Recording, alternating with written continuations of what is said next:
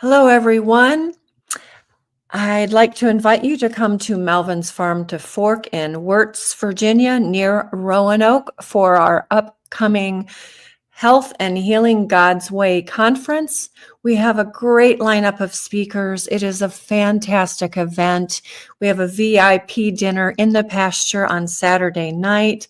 Just a lot of wonderful things going on. We have doctors, practitioners, we have exhibitors with lots of great products. And some of our speakers include today's interviewee, our friend Kim Furhmann. But check out our event on our page, Facebook page, Instagram, and website, www.godsgoodtable.com. Use the QR code here if you would like.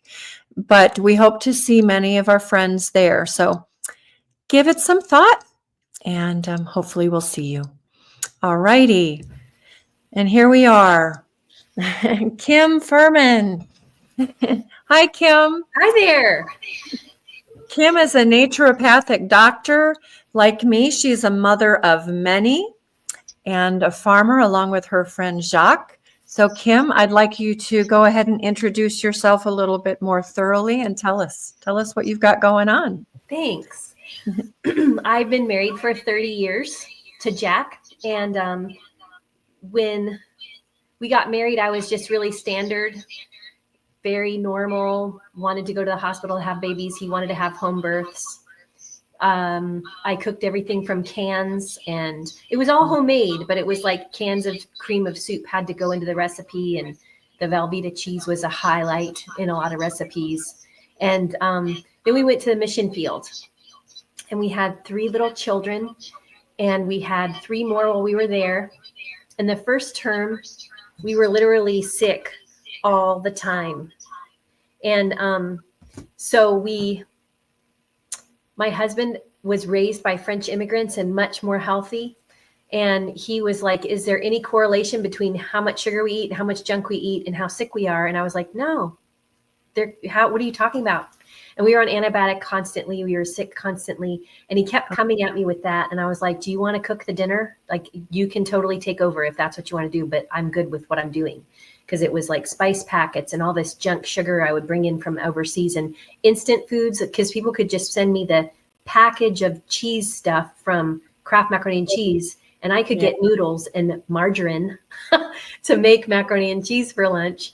And it was just easy. I mean, we lived in a country that was 120 degrees, and there was no refrigerator, and there was not running water very often. There was hardly ever electricity. So you had to go to the market every day to get food. So these foods that could be in my pantry and I could make it, that saved me. But then one of my daughters got really sick, and all the little kids in the neighborhood got really sick, and she had to get medevaced. And I had survivor guilt from that, because our mission medevaced her to France, but all the other little kids in the neighborhood her age died. And it was this horrible thing from open sewers. And the country is very malnourished, and they're heavily medicated because that's something we've exported into their country. We've also exported sugar. We've also exported baby formula. We've also exported all these things that they think is good. And so big, huge things of margarine that can be shelf stable for, I don't know what it is, petroleum based, who knows what. And so anyway, these little babies died, but my baby lived. But when I heard the plane take off, I fell on my face in the dark. There was no electricity on. My husband could speak fluent French, so he's the one that went. I was with 4 little kids at home, and I just confessed, and I said, God, whatever part I played in how sick she is, I take responsibility, and I'll do anything you say. And even if you take her away, I'll still do whatever you say.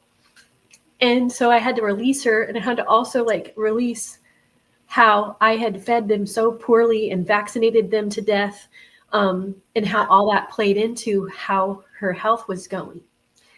And the Lord was really kind to me, and he just really quietly said to my spirit, you get up off the floor and you throw away everything in this house I didn't make. And so I went to the pantry with a big trash bag, and I just threw everything. If I looked at the ingredients, I was like, oh, don't know what that is. Oh, don't know what that is. I just kept throwing it in. I didn't know what I was doing. And all I had left was a little bag of rice, a little thing of vinegar, and some honey. In this what you had left was what God made. It was this enormous trash bag. And so I just started over. And I remember ravenously, because I'm a studier, I'm a researcher, my brain is like a computer.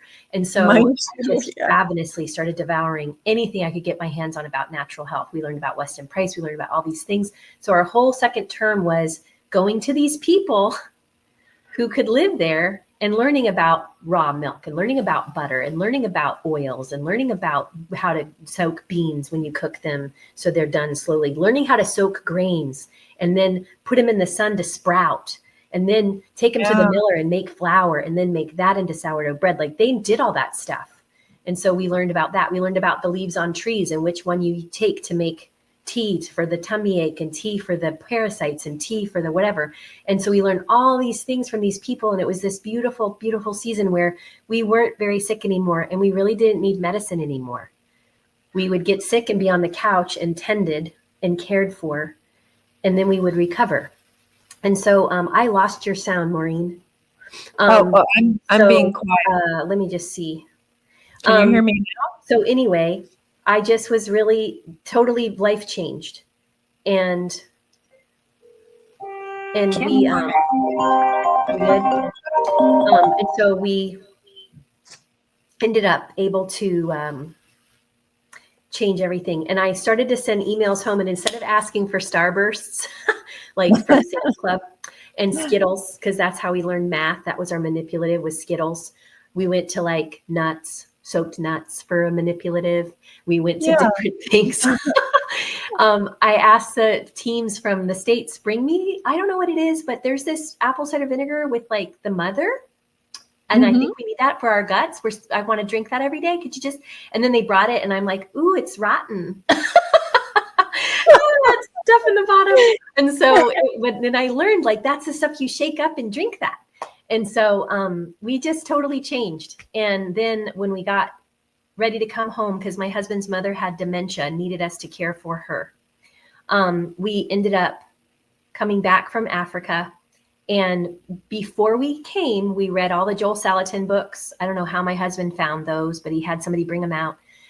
We had read this book called The Slow Poisoning of America. I don't know if you've ever heard of that book. Really good book about all the chemicals. It's how corrupt our country is and how corrupt for years and years and years and years, from like the Rockefellers and the aluminum companies and all of that, and how they kind of manipulated politics to be able to have their, trash turn into fluoride pills and fluoride, because fluoride was really trash from aluminum can production. And so then, well, now you've got all this like trash from your aluminum. So what are you going to do with it? Oh, it's good for your teeth. And you learn that it's like supposedly makes the enamel on your teeth harder while it completely trashes your body, when you could just do that with like black walnut tincture if you need to. And you can do that with burdock tea if you need to. And you can do that with proper minerals if you need to. Like that's how you make your teeth strong, not with some weird piece of bone broth and raw milk and cod liver oil. So we just totally shifted. And with all those books we were reading and everything, my husband said, you know what, let's go home and start an organic farm, like Beyond Organic Farm, like these books say. And I was like, okay, because I'm like an adventure, go, think first, like never think first. It's just go and think later. Or I would have never done all the things my husband got me to do. So I recognize myself in you. Except at a zoo and a cat. I've never gardened except for pulling weeds out of my mom's flower bed and dumping a bag of mulch. And all the homestead things, like we have a water pump for hand water, like from a hand well that we have because we run out of electricity a lot where we live whenever the storms come. And we try to be self-sufficient. We've been doing what we do for 17 years now on our farm. And my husband's always made decisions that are the best for us and the best for the animals and the best for the land without regard for how much money we make doing it. Okay. So we're dairy farmers. We're A2 grass-fed dairy people. And we let the little babies stay with their moms for 10 months because we want to develop their rumen. We don't want them to be bottle-fed calves so that we can have all the milk. We share the milk with the babies for 10 whole months. We don't let them get pregnant until they're almost 2 so that they can be nice and big and healthy and a lot of people say, oh, if you have jerseys or a Guernsey jersey or something, this many ribs is okay. And in our book, ribs aren't okay. Like you don't want to see ribs on a pregnant mother. You don't want to see nursing mother's ribs. You want her to be nice and strong and healthy. You want a dairy cow's legs to be really short so they can eat the grass really easily and then they can digest it. The baby has to be on the mommy nursing to develop their rumen chambers. And so when you pull calves from a dairy as soon as they're born and you stick them to be bottle fed, they never develop their rumen chambers. And then you feed them grain in a dairy to make them produce more milk. And that's making their digestive system completely destroyed. And so the milk you're getting lots and lots of nutrient deficient milk. And so we would rather have hardly any nutrient dense milk. And so we'll maybe, if we're like really in thick with the cow and she's producing a ton, it might be like 2.5 gallons a day. That's like, wow, go her. And then we only milk once a day because we don't want to stress the mommies. So we just milk once and we don't want to stress the farmers. People quit doing what we're doing because it's too hard. And we don't want it to be like that. We don't want our kids to grow up and go, peace out. I'd rather be an IT guy and just sit somewhere and relax. Our guys have all grown up. We've got 9 kids and 7 of them have graduated homeschool and they all wanted to work full-time on the farm. They all wanted to work full-time with the business. So I went from being this like total goober head, would never have a home birth, would never not go get an antibiotic if you had a twingy ear, that girl that like ate Velveeta every day, to this geeky, crunchy, whatever, naturopathic doctor who had 4 home births and advocates home birth and goes around and helps people with their home births. I do as well. Everything's organic. Everything's homemade. Make your own kefir, make your own butter, make your own everything, make your own eggnog, people. And it's a beautiful thing. So I try to teach people, like, you got to like redefine your family culture because the world is defining our family culture for us. And technology and where we live and how we live, it's all being, our brains are being put into a mold. And then we think this is how we have family and this is how we eat food. And I even, whenever I go to a restaurant, I'm looking around going, this is what most people do like every night. It's just weird. And they don't know where it came from. They don't, and you see the US food truck out front when you leave the restaurant. So yuck. And that's just normal. And then kids on their phones is really normal. Somebody was joking and saying the best muscle or the biggest muscle in the kids today is their thumbs, which is really sad. And then we are not having this conversation and this love. And so at our house, we make butter with our milk. We have a big dairy operation. I think 40 cows we're milking now. So my boys all milk the cows. One of my girls helps a lot with that. And they teach at Homesteaders of America conferences and things like that about how do you do this thing healthy and natural? How do you even never medicate your animals? How do you help with birth? We don't have problems with our cows having babies because they're so healthy. They get really good minerals and all the things in the grass and the water. They get apple cider vinegar. They get garlic. They get whatever they need. And then my one daughter is a doula. So we work together. She's like on my practice. And then my other daughter is a nutrition therapy practitioner, which we learned about that certification through Weston Price. Yes. And so she's that. So we work, the 3 of us together. My husband helps oversee that like pastorally because 90% of why we go to the doctor is stress related, and stress comes from not being rightly related with Jesus. And so, because if you are, then he orders the stress and chaos in your life. And the stress and chaos is really just an indicator that you need to return to Christ and relax and let him be on the throne of your mind and order all the chaos. And so my husband's amazing. So people understand that. What a good thought that is. Yes. And then we just have 3 little guys still in school, but they all want to work on the farm. So that's a really neat thing. Like, they don't have to work on the farm. You can go do whatever God shows you to do. But we've all said, like, I can't think of anything I'd rather do. I can't think of anywhere I'd rather be. We are making a difference. And we have a lot of clients who come in and they'll research, desperate, because we have so many customers on our farm who our food is the only food they can eat. Our chicken is the only chicken they can have because it's soy-free, organic, pasture-raised chicken. We are the only milk product they can tolerate. And a lot of our customer base is growing, so sad, with autistic children and spectrum children. And often a spectrum child has their cholesterol's in the toilet, and it makes sense. If your cholesterol's in the toilet, you're not able to process oils and you're not getting enough healthy fats anyway. You want to eat chips and Coke. And so your brain is literally atrophied and frying out because it doesn't have any fat to nourish those pathways of communication in your brain.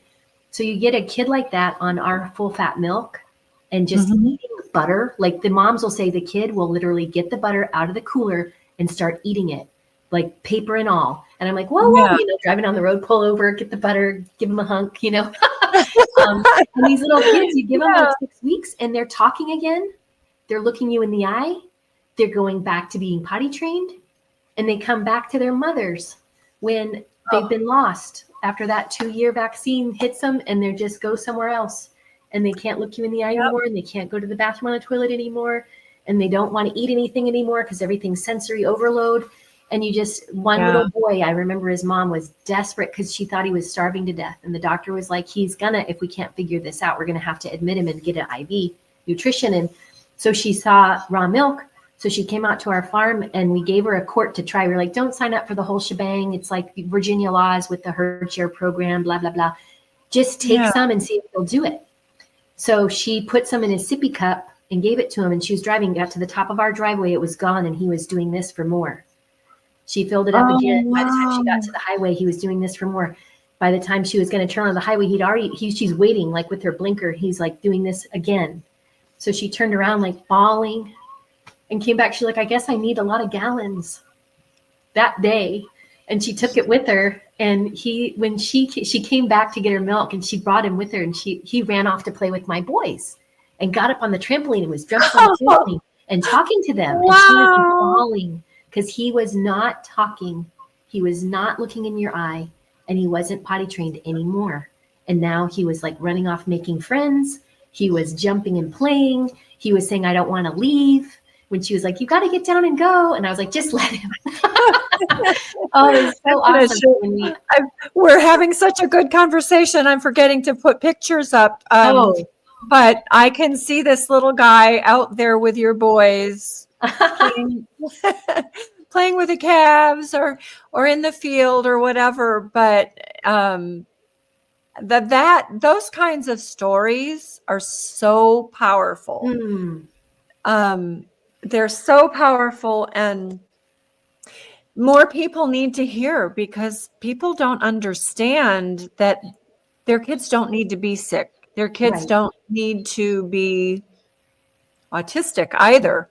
And I love hearing the stories, especially of recovery from autism, because that is so it's becoming so frequent and prevalent. It's not prevalent, but it's becoming more and more common. Right. And folks, as Joel would say, folks, this ain't normal. Right. I wanted to ask too, going back to when you were on the mission field and you started to learn about what the people were doing, and yet their kids died and yours did not. So they obviously they had abandoned their traditional food ways for a time and probably were relying on the jabs. And we're not going to be healthy. That being injected with toxins is not going to make us healthy. That's not how God designed us. We are not deficient in pharmaceuticals. And I don't know, I don't want to name organizations, but there are U.S. organizations that go over there with vaccines, and they go door to door without a cooler in 120-degree weather and just want to harvest up your kids and stick them, and they don't even ask. And they came into my yard, and man, did they ever get told and gone off on and yelled at. I mean, I went kind of crazy, but I was like, wait, what are you doing? And it's got melted ice in there. It's like room temperature poison. What in the actual world do you think you're doing? So there's that. And then they have really awful birth control stuff going that's free. How's it free? Who's paying for it? They have medicines are subsidized. So all the antibiotics are subsidized. You can get an antibiotic pack there for like 50 cents. 50 cents. So who's subsidizing that? And how can the Africans just walk into and you know what? You don't need a prescription. You can walk in and say, I think I've got a little something wrong. Give me amoxicillin. Give me a Zipro pack. And they can get it right there. You can get malaria medicine that causes deafness. It causes retardation. It causes heart attacks. You can just get it, walk in and buy it. That is horrendous. And in the meantime, they've got open sewers. Right. It's got open sewers, and it's very corrupt, and it's not a Christian country. So there's all that darkness. And then they have the diet in the city is completely corrupted with sugar.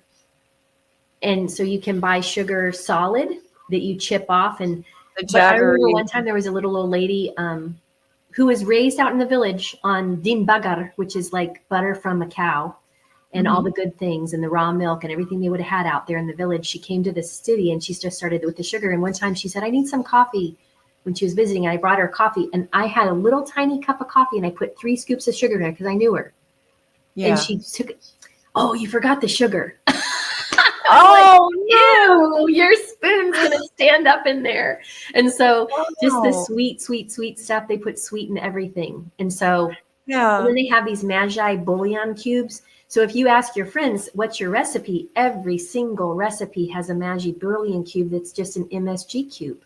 Yeah. And if they will spend the money on those cubes because of what it's doing to them neurologically, how good it makes the food taste, then they will spend on a bone or a piece of meat. You got to have the Magi. So out in the village, they don't have this stuff. And so it's much, much different. But in the city, you see like almost nobody has teeth anymore. Little young people, their teeth have little holes through them. And even if you're 10 years old. And so the mortality rate there before 2 years old is 1 in 5 children die. Oh my goodness. Whoa. Right.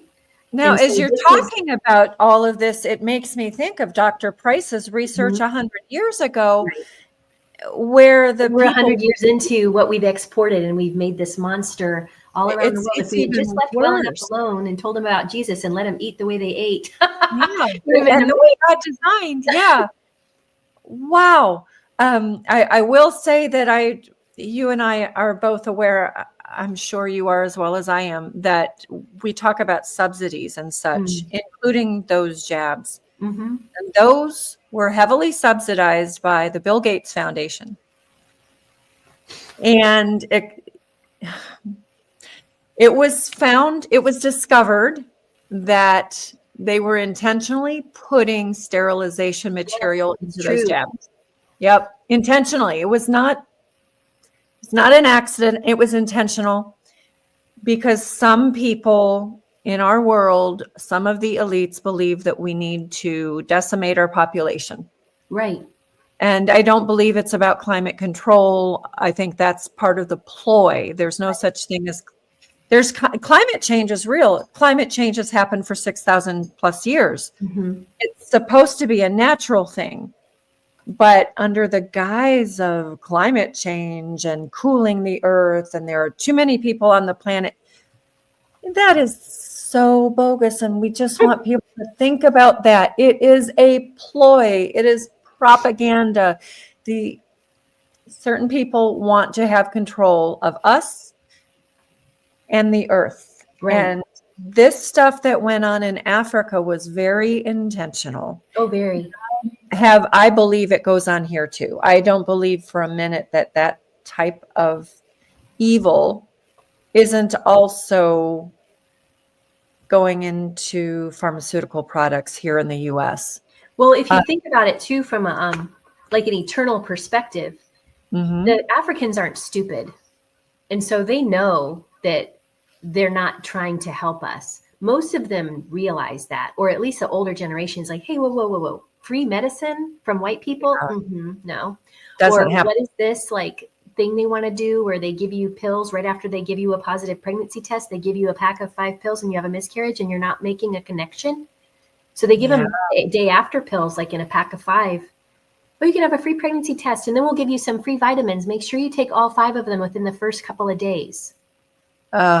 And then they're like, oh, and then I did not know about that. I have a friend that happened to. So it's not like, oh, that's word on the streets. Like, she actually came to me having a miscarriage, crying, saying I went into this test and I did blah, blah. And I'm like, oh dear, don't go to that place and get anything, And so then here I am, American, trying to tell you about Jesus, and they don't trust you.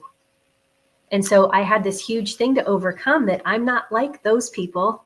That's not what we do. That's not what we think. So even with us, like making this shift in our mentality about our food and about our medical while we were there, made us much more safe for them, because we were believing what they were believing now, instead of like, oh, no, you should take the formula for your babies. Oh, no. Like, that's what we thought when we first got there.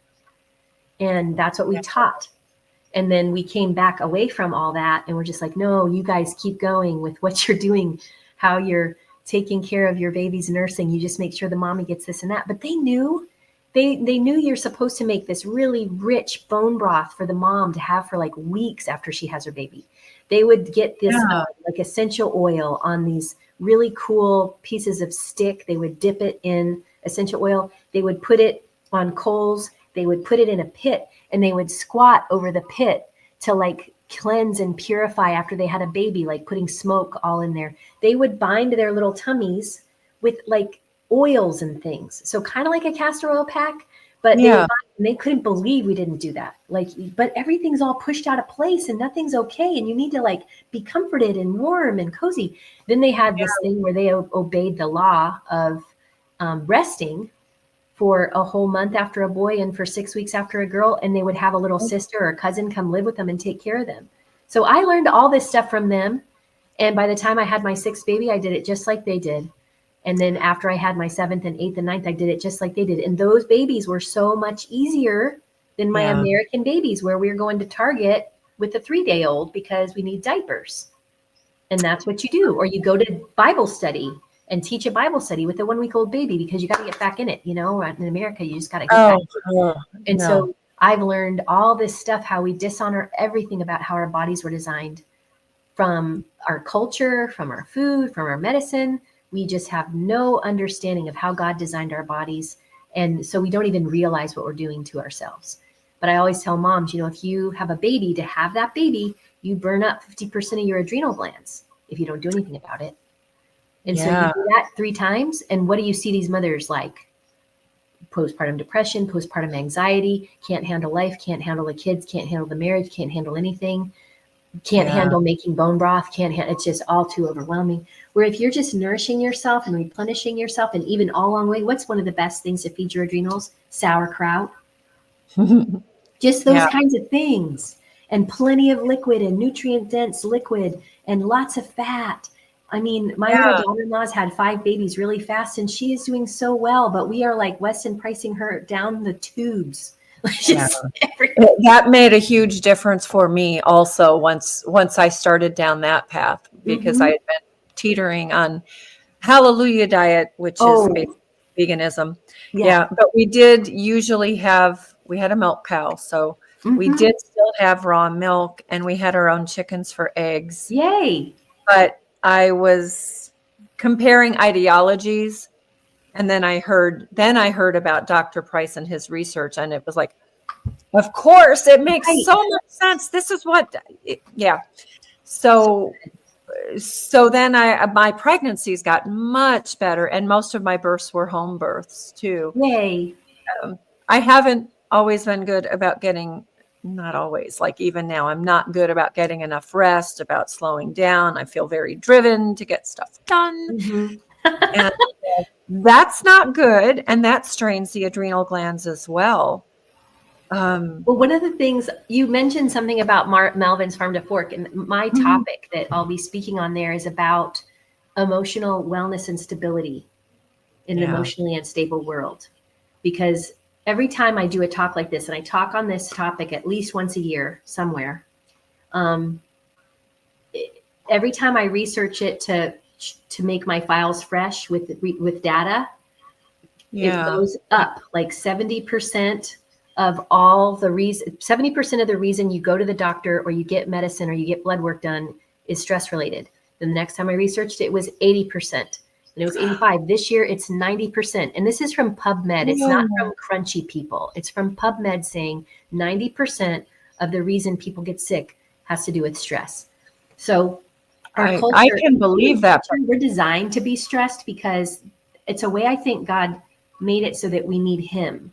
And so stress comes into our life to kind of crush us so that we cry out for help. But you have to learn a new way of thinking. You have to learn a new way of handling life.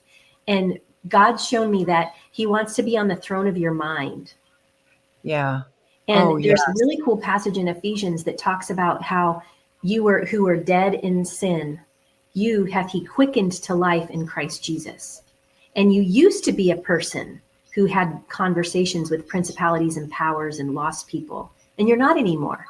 And this is Ephesians 1, 2, and 3. I'm like marinating in this for months now.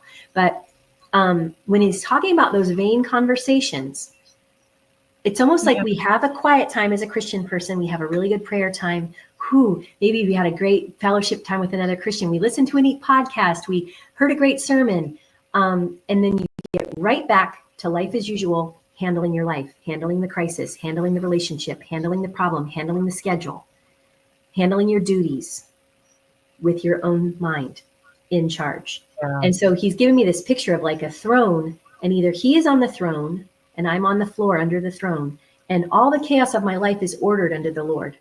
Like the peace of God that passes all understanding is keeping it.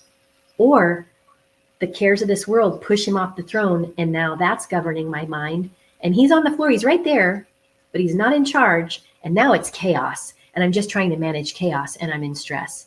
And so what he's teaching me is when I'm saying like, trust the Lord with all your heart, lean on your own understanding, and all your ways acknowledge him. He's like, do you really in all? You say it, and you have it on the wall from Hobby Lobby somewhere in your house. But do you really? Does it all mean all? Does rejoice in the Lord always mean always? Does be thankful in all things mean all things? Does all your ways mean all your ways? Or are you just quickly going back from seeking me to getting back to handling your life and getting back to managing your life? And as soon as you start managing your life, you start juggling and you start spinning plates and you get really stressed out again. Yeah. And I think that's the war we have to fight with ourselves. But it's so easy because you just give up. It's just like, well, I don't want to be a slave to that. I don't want to be on the throne of my mind. I don't want cares and offenses and sin and suffering on the throne of my mind. I want you on the throne of my mind. And could you just put that all in order? And he does. And then you can just relax. And it says there, anyway, that's all part of my talk that I'm going to give at the thing. But it's powerful, and it is speaking to me. I mean, Amen. Really, totally speaking to me. Yep. God didn't mean for us to live our lives under constant stress. No. It says in Philippians 4, I think 4 through 8, it says that passage, rejoice in the Lord always. And again, I say rejoice. Yeah. Let your moderation be known to all men. The Lord is at hand. Be careful for nothing, but in all things through prayer and supplication with thanksgiving, make your requests known to God, and the peace of God, which passes all understanding, shall keep your hearts and minds through Christ Jesus. And I'm going to go through that whole passage in the talk, but I'm just going to say this nugget. The peace that passes understanding that he keeps our hearts and minds with is a Greek word that means the antidote to the consequences of the strife and the turmoil and the suffering that came from the fall. That's what we're supposed to have. That. Wow. So if there's strife, if there's chaos, if there's turmoil, I'm not in his peace. And somehow I've broken down this little recipe that he gave for peace, which is rejoicing in him, all the things. But it's powerful. And I tell my kids, I'm like, you weren't made in Christ. You have been quickened. You have been quickened to life in Christ. That word quickened in Ephesians is the exact same word in the Greek that he used in the Hebrew when he said, and he formed a man out of the clay, the dust of the earth, and he breathed his breath of life into him. He quickened Adam. And then he told Adam, if you eat that fruit in the middle, you're going to die. He didn't mean drop dead. He meant your spirit that I quickened and you're one with me, that will die when you eat this. Don't disobey me. And what was the first disobedience? It was about food we shouldn't eat. It's not a little thing. People are like, oh, whatever, just eat whatever. What are you saying? You're like a better Christian than me because you eat grass-fed beef. It's like, no, but should we just be eating everything we want because it looks good and it's like a donut with frosting and a coffee at Dunkin' or whatever? Like, food is important because when we yield and yield and yield to our flesh and our fleshly desires to satisfy ourselves by what looks good, just like Eve thought it looked good, we wreck ourselves. So this whole thing of quickened, he's quickened us the same way we were dead in our sins, and he's made us alive. But we have these horrible habits of lostness. And so I tell my kids, you are saved, but you're thinking like a lost person. You're saved, but you're having a vain conversation. And it says in Ephesians, with principalities and powers. I mean, what was Satan doing to Eve in the garden? Oh, did God really say that? Oh, he's mean. He just doesn't want you to be like him. He's like putting doubts in her mind. So it's like, oh, why did your mother-in-law say that to you? Why is your husband acting like that? Who's saying that in my mind? I'm having a little conversation while I'm doing dishes with something I shouldn't be having a conversation with, either my own flesh or with Satan himself. And it's like, whoa. And so that's turned into this really cool litmus test of where am I? Am I in peace with Jesus? Am I quickened? Am I all the things that he's saying I should be? And the cool part of that passage is it starts and ends with prayers that Paul is begging God to help them understand the very thing we're talking about right now. He's like, oh, if they could just understand how much you've done, if they could just understand your power, if they could just understand your authority, if they could just understand they've been quickened, they don't have to live like that. If they could just understand, don't have these conversations in your mind that wrecks your health and wrecks your psychology and wrecks your adrenals and wrecks your marriage. Yep. Absolutely. And it harms our relationship with him. Amen. And that's the ultimate. Before you left the mission field in Africa, did the people there begin to grasp this, or were you just really... Did they grasp what we're talking about right now? Did they grasp what we're talking about and the food aspect of it and the medicine aspect of it, but the spiritual aspect more important? I think many of them were starting to. The Bible actually was just completed in their language recently, very recently. And they're 98% illiterate. And my husband, one of his big things he did when he was there was make sure that anything that got translated got recorded on audio. Because if they're 90% illiterate, who cares if there's a book? Yeah. Books are great and we need the book, but first we need people to know. And so the Bible now is available on these really cool things. They just went on a mission trip and took audio Bibles that have a solar panel on one side and the whole Bible on it in their heart language. And so they brought hundreds of them and distributed them all over the place in the middle of nowhere. And these are nomadic people that go up into Libya and over into Sudan and have these little things that they put on the saddle horn of their camel with their cheese. They have calf stomachs and they fill it up with milk and they hang it, tie it shut and hang it off the the saddle horn. And while they're going to the next place, they're charging their Bible and they're making cheese. This calf stomach. Wow. I would love a photograph of that if you I don't know if they got that. It's illegal to take pictures over there. But anyway, it's really neat. And so there were people that God was moving in, and really he has to do the work in our hearts to open our minds to understand this. That's what Paul said. He's like, oh God, that you would open their minds to understand these truths.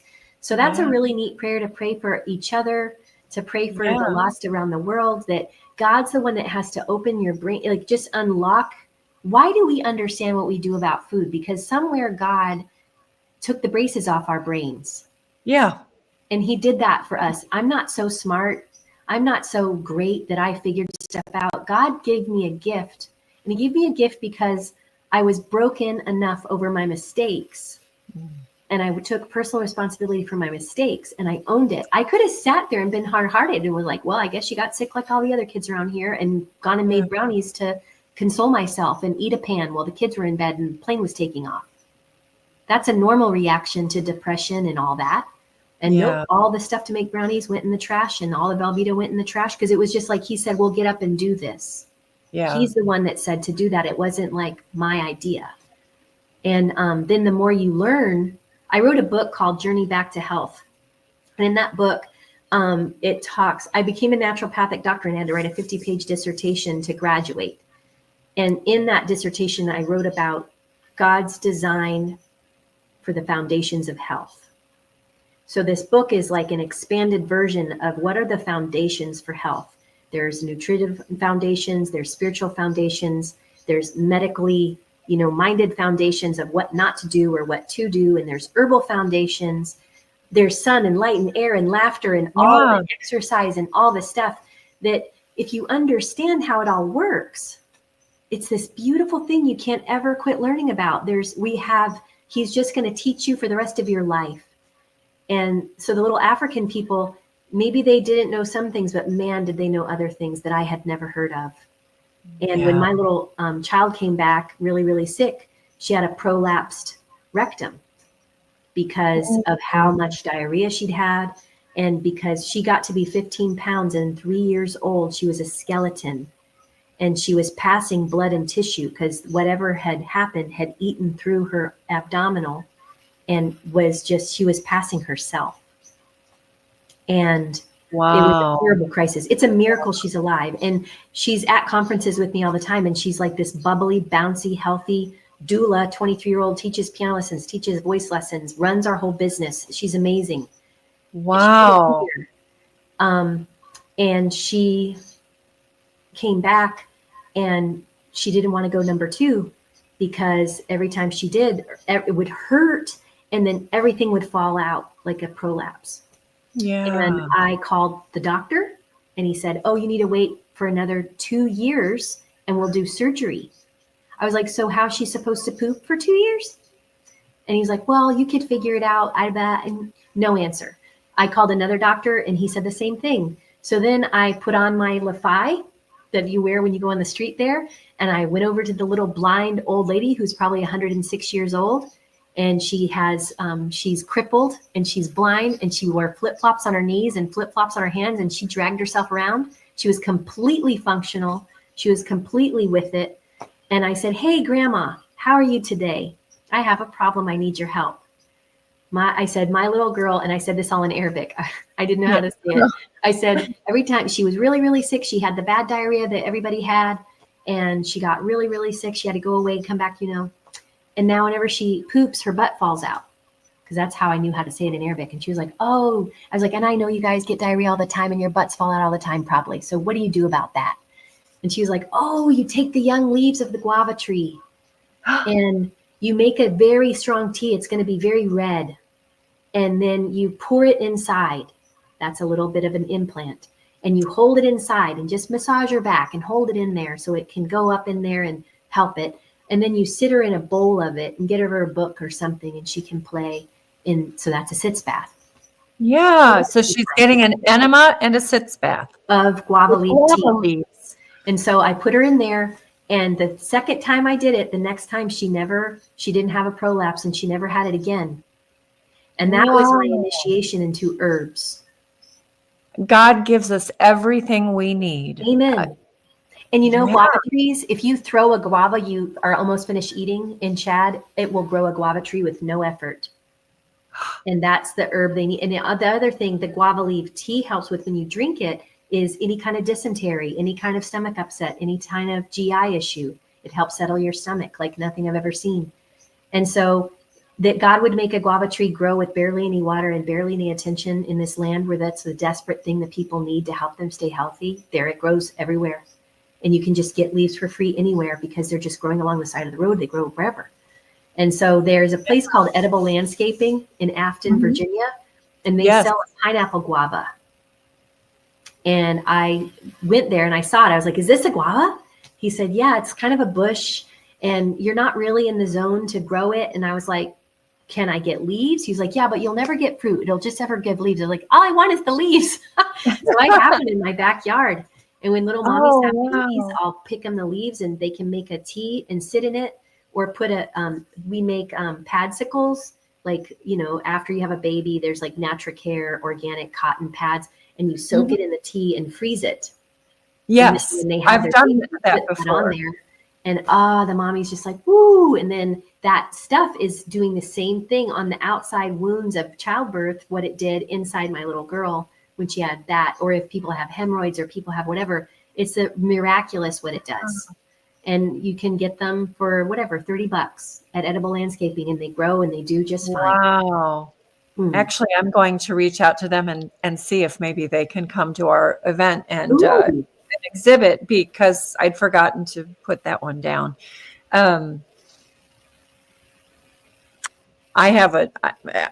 it's so bright in here because I'm on the third floor. We've got windows all the way across the front, but behind me is an atrium.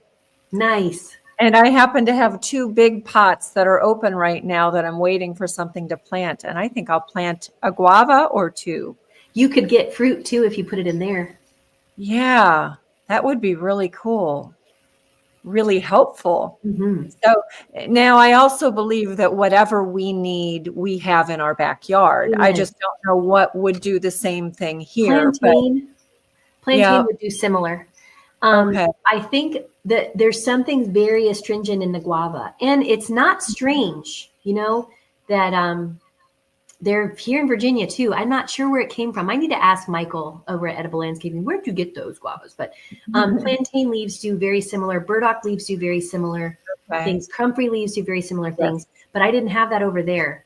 And I'm not sure about them. You'd have to use different things for the tummy. What I like about the guava is it does anything digestive, because even like a hemorrhoid is a digestive issue at the very end of your system, Yes. And so it's something wonderful for your whole digestive system. Now, it would be the same thing. I think you'd have to marry herbs to do the same thing in America, but that's fine. We can do that too here. Yeah. So, well, you marry herbs here to make herbal healing salves. Yes, we've been doing that for a long time. We do like a amazing healing salve. We do a powerful skin compound that I actually put on like a skin cancer thing on my face with frankincense, and it just came right off. Good. And then I kept putting it on, and it doesn't even have a scar. Like I used to have skin cancery marks all over my cheeks, and I don't have anything anymore because I put the salve on all the time. Yeah. And if you get a sunburn or bee stings or bug bites or burns or anything, that's our go-to salve. And the powerful skin compound's more for like fungus and things. And then there's a muscle salve that's for that deep tissue. And I like people to use muscle salve if they have myocarditis or something like that from getting the jab or from getting post-COVID and long COVID, blah, blah, whatever the biological war is unleashing on us lately. Varicose veins, women use that muscle salve on their varicose veins because it's got ginger and cayenne and all these other hot kind of nutritive things for your circulatory system. And we make tallow face balm and face cream for your whole body. We make another healing cream. So my girls are all into this stuff with me. So we just kind of, and we have a little storefront so we can put our stuff in there, and it's just a neat little cottage thing. Yeah, I like that. And you will be bringing some of those to our conference. Yes, we also have Natural Hope Herbals. So between the two of you, we'll have plenty. But I want to try that salve. After 9 children myself, one of my legs has some veins I'd like to eliminate. I want to bring up the photo of you and your family. So which of the girls is the one who was so sick? The one in the green dress to the right of her dad or over. Okay. The blonde with her head sort of tilted. Her name is Hope. Isn't that sweet? You know what her name is? Hope Marie. And when I was pregnant with her, the Lord gave me that name because I had this sense that she was going to have hope over bitterness. And so she had a really bitter cup of that illness in the recovery. And then as soon as she recovered from that illness, she got hit by a motorcycle.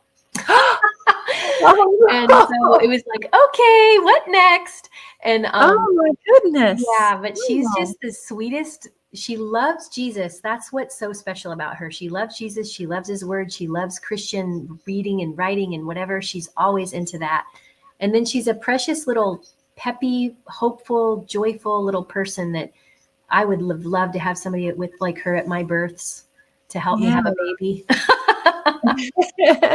Because the cheeriness and the prayerfulness helps a mother in that difficult time. For some, it's not difficult, but it's usually a time when you really need to focus on the good. Right. Get over, not dwell on the pain of the childbirth, but that would be wonderful. I had a doula like that at a couple of my births also.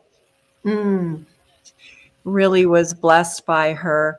I'm just going to bring up also a photo quickly of you and Jacques. Aww. I say Jacques because I love French. So oui.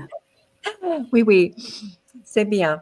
But this is you and Jacques. And you said that he came over as an immigrant from France. Actually, his mom and dad did. He's got a New Jersey accent. He was born in New Oh, Jersey.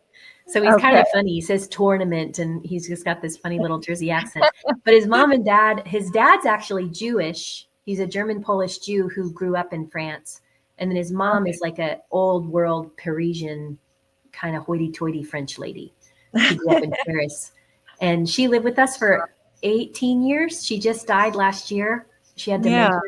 And it went down, over the years, but she loved the farm. And I think when she came to live with us, she started to eat butter. She started to eat cod liver oil. She started to eat all the healthy things, no more additives, no more preservatives, no more food in tins from the store, because old people do that, and she bounced back like anything. And so she had a wonderful old age. It wasn't until the last year of her life, she quit walking about a mile a day. She died when she was 90, almost 97. Wow. And she was riding scooters with the kids and she would hike and she was, amazing. Couldn't remember very well. And we had to take care of her, but she was amazing up until the end and was a great asset to our business and our farm. And everybody remembers her. We have a big farm day. We're having it on, I think, May 10th. We're having a family day on the farm. And she would always sit in this one spot and she had her cane and people would go sit by her. So my sweet brother-in-law set up this past year after she died. She just died. And he set up her picture and her shawl and her cane at her little spot and her papers from her burial and her funeral and all this stuff. And people came and just paid their respects. It was just really sweet, because she was such a part of what we did for the whole time. So, wow. Yeah, it's really special. Now, one thing you said about this, though, really surprises me because she was a Parisian. She was the real deal. And she had abandoned butter? No, she didn't abandon butter. She abandoned cooking everything from scratch. Okay. So of course, the cheese was great and the butter was yum and the bread is fantastic. But she liked to get boxed soups. She liked to get fast food that was fast and easy for her to prepare. But when we went to France, I don't know. I want to research the numbers because I don't want to say it wrongly. But I think that France has possibly 30 times less of a toxin load in their food products than we do. They actually have a graded system on their food that the people of France said it must have. Like, okay, EU, now you're going to let this food in here and we don't control our food anymore. We're going to grade it. So, there's like this barcode on every food that looks like a little rainbow. And it goes from red with an F down to A, which is green. And then it goes like green, yellow, orange, red or something. And so we want the green chips and it says red F. You pick up a yogurt and it says B because maybe how it's made or it's got some sugar in it. You pick up just a nice whole yogurt, it's an A. And the meat's the same. Pressed bread. And my husband is he was in the Gulf War and he's very toxic from the Gulf War. His unit was experimented on, that's known now. And so his health deteriorated. And really the big reason we came home off the mission field was he literally couldn't take it anymore. His health had totally deteriorated. About 6 years ago, we actually went to Mexico because his health had deteriorated so much he couldn't function. And we went to try an alternative therapy to help him detox all this out of his system. And now he walks or runs a mile a day. He runs all of our businesses. He is a pastor of our church. He's amazing.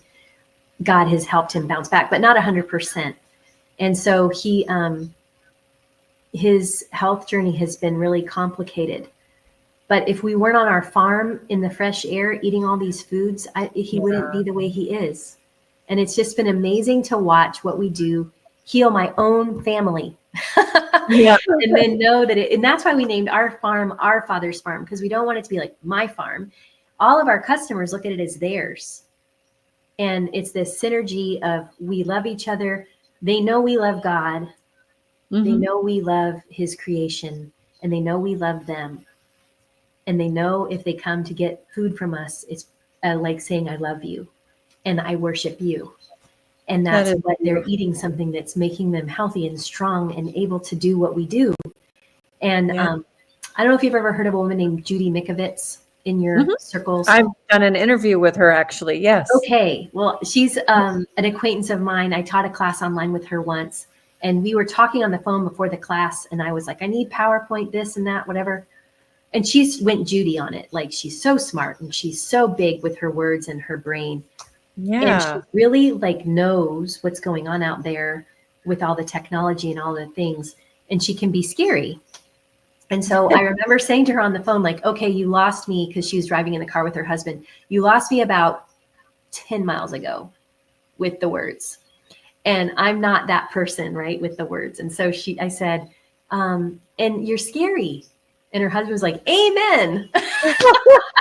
And I said, you need to use that amazing brain God gave you to come up with solutions.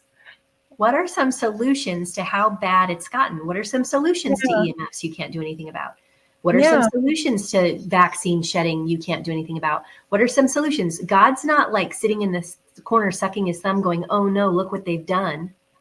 No. What is his solution? Now, will you think, how did he design this whole thing, and how is he winning? And what has he done to overcome it? Because he says, in this world, you'll have tribulation, but be of good cheer. I've overcome it. So you need to ask him some better questions, and I'll wait while you think of that. And so she was quiet for a minute, and she was going to cry. And she said, solutions are the woods. Go walk in the woods, bring a journal and your Bible, and sit with your back against a tree and your butt on the ground and just ground in the woods where none of the EMFs can get to you anyway. You should go for hikes regularly in the woods. Wow. I was like, okay. And she started to really cry, and she goes, and tell your kids that them going out in the snow and the rain and the cold on their birthday on Christmas morning to bring in those cows and milk those cows and provide raw milk and provide butter is changing people's lives and protecting their health and their neurological pathways and their gut. That's the solution. You're like, you tell your kids they're the solution. That is very powerful. Isn't that cool? It really is. Especially when it is snowing. Yeah. And the electricity is out. You got to do all the things, to get the things go. It just makes you have hope. And those people that come down our driveway and pick up their milk, and you see that little boy growing up, he's 6 years old now, and he's like, he's never going to be just like everybody else, but he functions. He will grow up to have a job. He will grow up to have a life. Yeah. And he had so little hope. Yeah. He couldn't look you in the eye. He was gone. He wouldn't eat. And so those people come down to get their food, and you see them, and that's your why. Because God's given us this really holy calling. It's an amazing thing.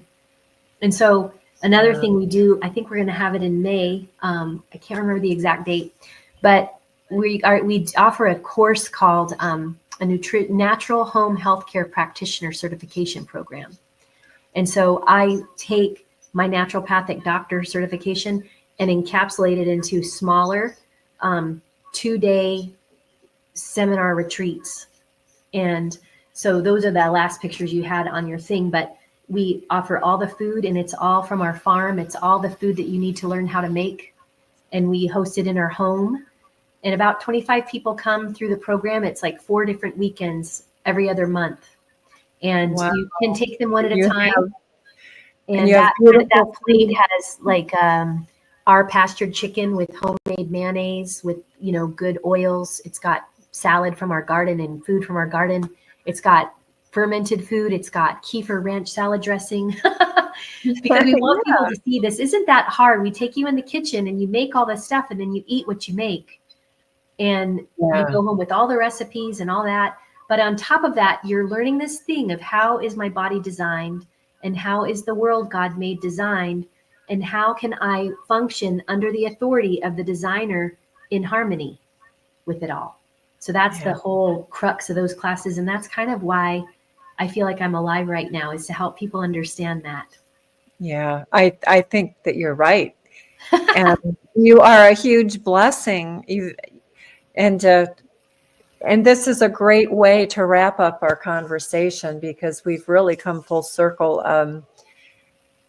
every part of this conversation has been wonderful and inspiring, but I do believe that you're here for that exact purpose. And we want our viewers to learn from you, and to come to our event to hear. Mhm. We also will put links for your classes and your farm so that people can find you. And what a wonderful way to learn. And then to be able to, people can come learn from you and take it and share it and spread it, to spread the good news, the wonderful information with others. And Amen. so it's a ripple effect. Well, Oh, thanks, Maureen. You're a blessing too. I really appreciate you. I'm so glad I got to meet you.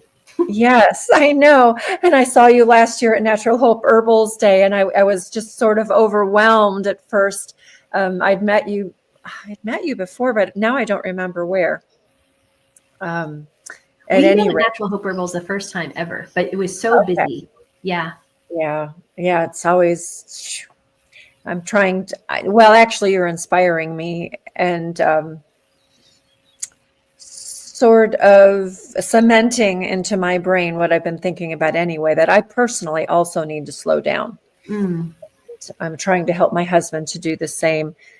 And with this conversation, I hope others will also see the need to just slow down, breathe, pray, read God's word, get back into the natural world, let go of stress. And we're not designed to just go, go, go, go, go, go.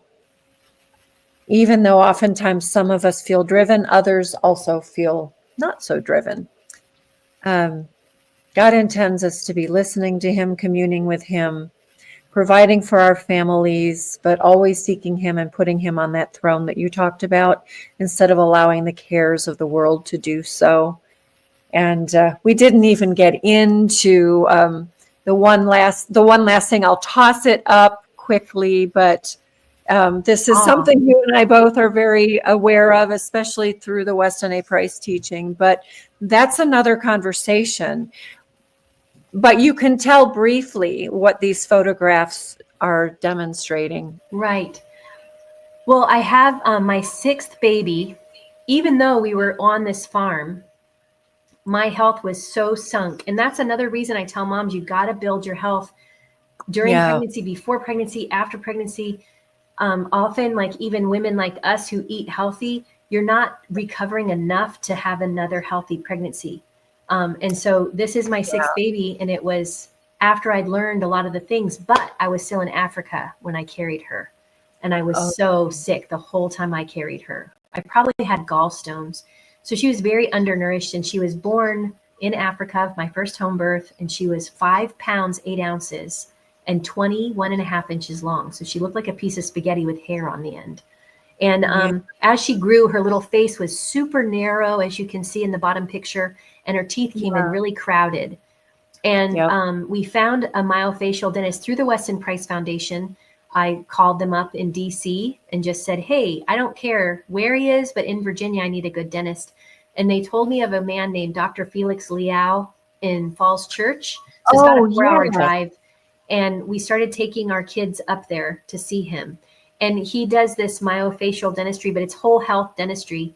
So he fits you with something that expands your palate and helps your mouth fit your teeth instead of making your teeth fit into your mouth, which is what modern dentistry and orthodontics does. So the bottom Yeah. picture, if a modern orthodontic would have pulled teeth and pulled all her teeth back into her airway to make them straight and flattened them and made her airway even more restricted and her face more narrow.